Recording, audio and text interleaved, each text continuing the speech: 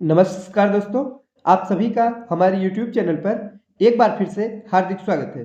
साथियों, आज के इस वीडियो में हम लोग बीपीएससी टीआरई 3.0 के लिए जीएस के प्रैक्टिस सेट को देखने वाले हैं और आज है प्रैक्टिस सेट नंबर 7। तो बिहार शिक्षक भर्ती जो तृतीय चरण की परीक्षा आयोजित की जाएगी, तो सभी वर्गों के लिए आज हम लोग जीएस के प्रश्नों को देखने वाले हैं।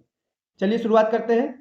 पहला प्रश्न है कि 1906 में आयोजित भारतीय राष्ट्रीय कांग्रेस के कलकत्ता अधिवेशन में भारत के लिए स्वराज का झंडा किसके द्वारा फहराया गया था? तो जो कलकत्ता अधिवेशन हुआ था 1906 ईस्वी में, तो इस अधिवेशन में स्वराज का झंडा किसके द्वारा फहराया गया था?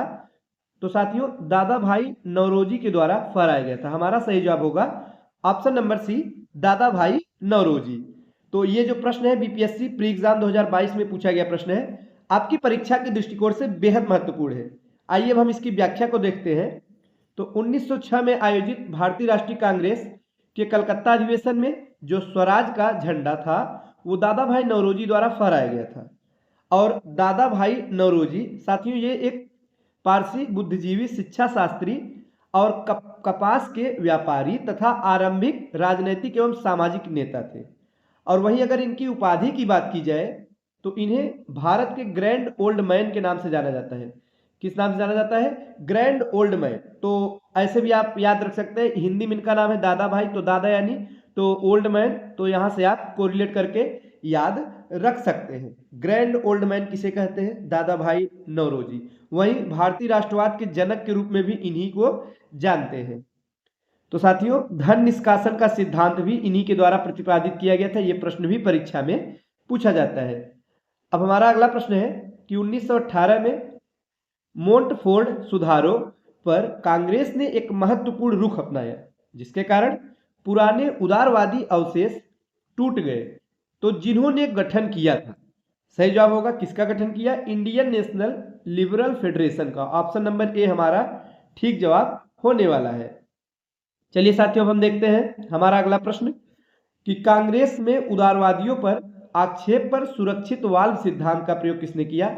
तो एक सिद्धांत था वाल्व सिद्धांत। किसके द्वारा प्रयोग किया गया था? लाला लाजपत राय द्वारा। किसके द्वारा साथियों? लाला लाजपत राय। इन्होंने क्या किया कि यंग इंडिया में प्रकाशित एक लेख द्वारा कांग्रेस में उदारवादियों पर आक्षेप लगाते हुए कहा था कि 1885 में एओ ह्यूम द्वारा जो कांग्रेस की स्थापना हुई वो सुरक्षित वाल्व सिद्धांत के तहत की गई थी। तो यहां से आपके एक दो प्रश्न और बन रहे हैं, जैसे कि कांग्रेस की स्थापना कब हुई अगर आपसे पूछा जाएगा तो आप लोग बताएंगे 1885 ईस्वी में। किसके द्वारा? तो एक अंग्रेज अधिकारी थे, उनका नाम था एओ ह्यूम द्वारा। रिटायर्ड अंग्रेज अधिकारी थे एओ ह्यूम। एओ ह्यूम द्वारा कांग्रेस की स्थापना सन 1885 ईस्वी में की गई थी। यह प्रश्न भी आप लोग जानते रहिएगा। अब हम देखते हैं हमारा अगला प्रश्न कि किसकी अध्यक्षता के अंतर्गत मार्च 1940 में रामगढ़ में भारतीय राष्ट्रीय कांग्रेस का 53वां अधिवेशन हुआ। तो 53वें अधिवेशन की बात की जा रही है, तो मौलाना अबुल कलाम आजाद इस अधिवेशन के अध्यक्ष थे। सही जवाब होगा ऑप्शन नंबर सी। और रामगढ़ की बात की जाए तो रांची में स्थित है। तो उस समय साथियों बिहार का हिस्सा हुआ करता था, इसलिए बीपीएससी में पूछा गया प्रश्न है। अब हम बढ़ते हैं अगले प्रश्न की तरफ कि भारतीय राष्ट्रीय कांग्रेस ने किस सत्र में पूर्ण स्वाधीनता का प्रस्ताव पारित किया था? तो साथियों, पूर्ण स्वाधीनता का जो प्रस्ताव था वो लाहौर अधिवेशन 1929 में पारित किया गया। ऑप्शन नंबर सी हमारा ठीक जवाब होगा। लाहौर अधिवेशन कब होता है? 1929 ईस्वी में।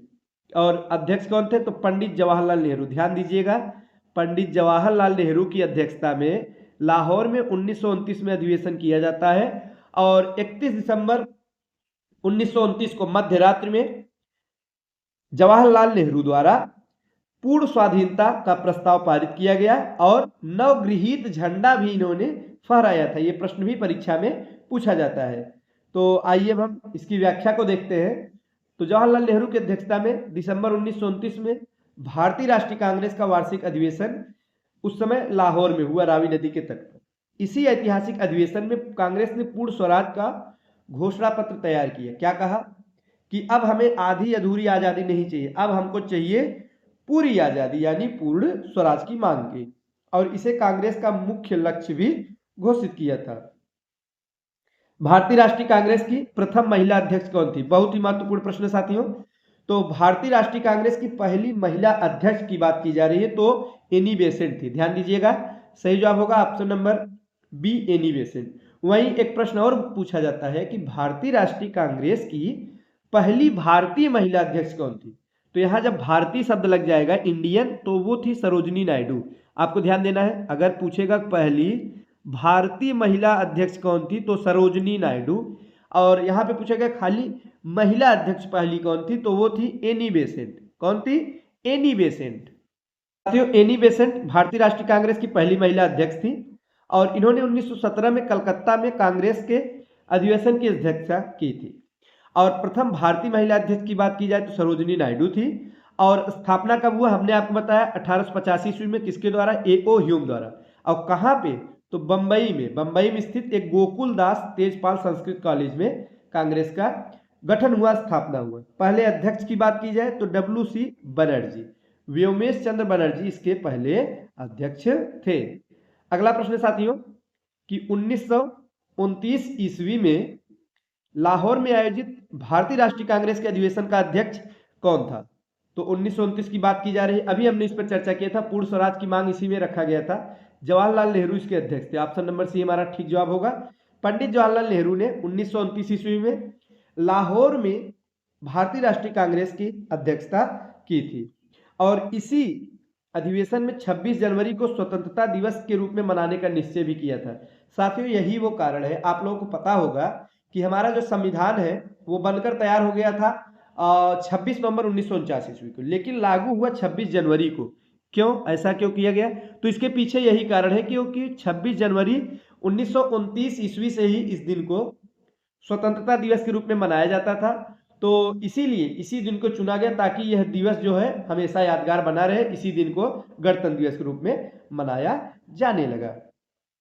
आगे साथियों, नरमपंथियों द्वारा उपयोग में लाई गई प्रार्थना याचिका और विरोध की पद्धति को गरम दल के नेताओं ने क्या नाम दिया? तो भिक्षावृत्ति की राजनीति। उन्होंने कहा भीख मांगने की राजनीति है, ऐसा नाम दिया था। आगे अगला प्रश्न बहुत ही ज्यादा महत्वपूर्ण है। भारतीय राष्ट्रीय कांग्रेस के प्रथम मुस्लिम अध्यक्ष कौन थे?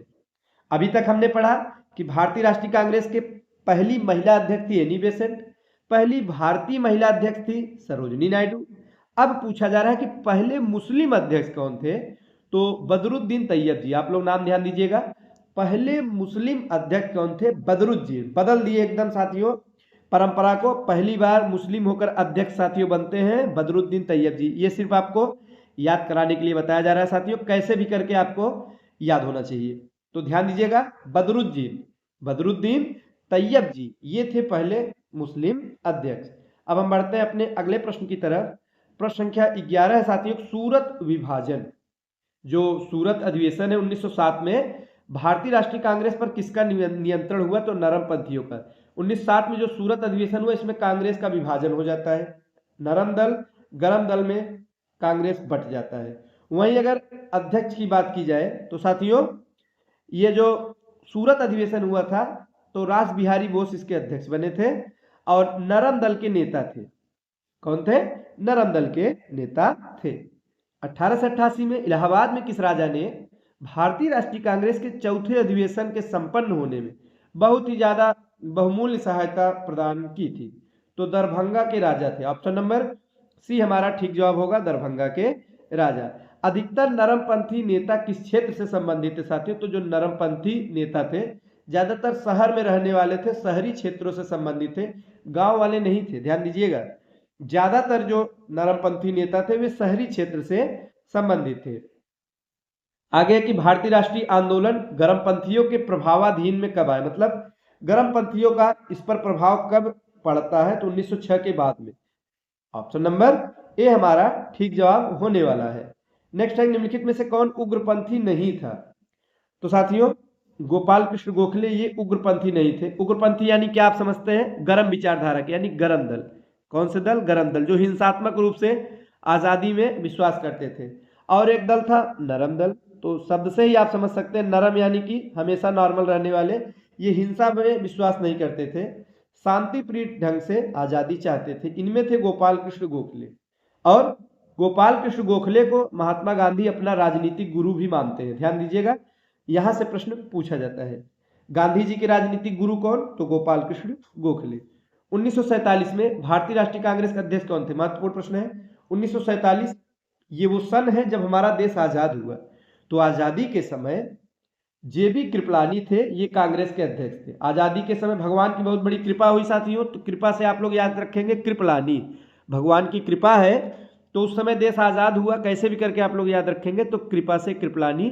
कौन कृपलानी? जेबी कृपलानी, ये थे उस समय कांग्रेस के अध्यक्ष बने रहे। और 1947 नवंबर में इन्होंने इस्तीफा दे दिया। उसके बाद राजेंद्र प्रसाद अध्यक्ष बनाए गए थे। भारत का पूर्ण स्वराज दिवस सर्वप्रथम कब मनाया गया था? कब मनाया गया था? 26 जनवरी 1930। हमने आपको बताया कि 1929 लाहौर अधिवेशन में उसी समय निर्णय लिया गया कि अब 26 जनवरी को पूर्ण स्वराज दिवस या स्वतंत्रता दिवस कहे या स्वाधीनता दिवस कहे, इसके रूप में मनाने का निर्णय लिया गया। तो पहली बार 26 जनवरी 1930 को मनाया गया था। नेक्स्ट है, भारतीय राष्ट्रीय कांग्रेस की कार्य समिति ने भारत छोड़ो प्रस्ताव कहां पे पारित किया था? वर्धा में पारित किया था। ऑप्शन नंबर ए हमारा ठीक जवाब होगा। भारत छोड़ो प्रस्ताव यानी भारत छोड़ो आंदोलन 14 जुलाई 1942 को वर्धा में आयोजित कांग्रेस की बैठक में इस आंदोलन पर प्रस्ताव पारित किया गया था। नेक्स्ट है, सुमेलित इसमें से कौन सा नहीं है, वो हमें बताना है। तो कलकत्ता अधिवेशन 1928 दिया गया अध्यक्ष सरोजनी नायडू, ये गलत है। अध्यक्षता इसकी मोतीलाल नेहरू ने की है। किसने किया साथियों? तो आप लोग ध्यान देंगे, मोतीलाल नेहरू, इन्होंने 1928 के कांग्रेस के कलकत्ता अधिवेशन की अध्यक्षता की थी। बाकी बिल्कुल सही सुमेलित है। अब हम बढ़ते हैं अपने अगले प्रश्न की तरफ, जो है कि गदर क्रांति छिड़ने का सबसे महत्वपूर्ण कारण क्या था साथियों? तो कामागाटा मारू घटना। ऑप्शन नंबर बी इसका सही जवाब होगा। हमारा अगला प्रश्न है कि भारतीय राष्ट्रीय कांग्रेस का प्रथम अधिवेशन कहाँ हुआ? तो गठन कहाँ हुआ था? मुंबई में। तो अधिवेशन भी वही होगा। इस प्रकार से हम लोग याद रख सकते हैं कि मुंबई में ही, जो भारत की इस समय आर्थिक राजधानी कही जाती है मुंबई, तो मुंबई में ही प्रथम अधिवेशन भारतीय राष्ट्रीय कांग्रेस का संपन्न हुआ था। अध्यक्ष थे व्योमेश चंद्र बनर्जी यानी बीसी बनर्जी। 1885 ये सन है साथियों। और महासचिव की बात की जाए तो जिन्होंने स्थापना किया यानी एओ ह्यूम, ये महासचिव थे। और इस पहले अधिवेशन में कितने लोगों ने भाग लिया? तो 72 लोग थे, 72 प्रतिनिधि थे जिन्होंने भाग लिया था। भाग लिया मतलब भाग नहीं गए थे, सम्मिलित हुए थे साथियों। भारतीय राष्ट्रीय कांग्रेस की स्थापना किसने की? तो अभी हमने बताया एओ ह्यूम ने। एक अंग्रेज ब्रिटिश रिटायर्ड अधिकारी थे एओ ह्यूम, अंग्रेज सिविल सेवक, इनके द्वारा भारतीय राष्ट्रीय कांग्रेस की स्थापना की गई थी। आगे की भारतीय राष्ट्रीय कांग्रेस के संस्थापक कौन थे? तो एक असैनिक सेवक थे। असैनिक सेवक यानी कि रिटायर्ड कर्मचारी थे साथियों, एओ ह्यूम। भारतीय राष्ट्रीय कांग्रेस की स्थापना की वर्ष क्या है? तो 1885 है। कब है साथियों?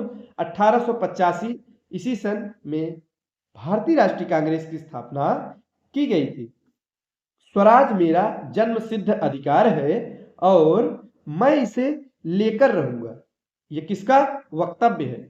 तो ये जो वक्तव्य है साथियों, दिए गए विकल्पों में से किसी का भी नहीं है, बाल गंगाधर तिलक का है। किसका है? लोकमान्य बाल गंगाधर तिलक का ये प्रसिद्ध जो है उक्ति है साथियों। उन्होंने कहा था कि स्वराज मेरा जन्म सिद्ध अधिकार है, मैं इसे लेकर रहूंगा।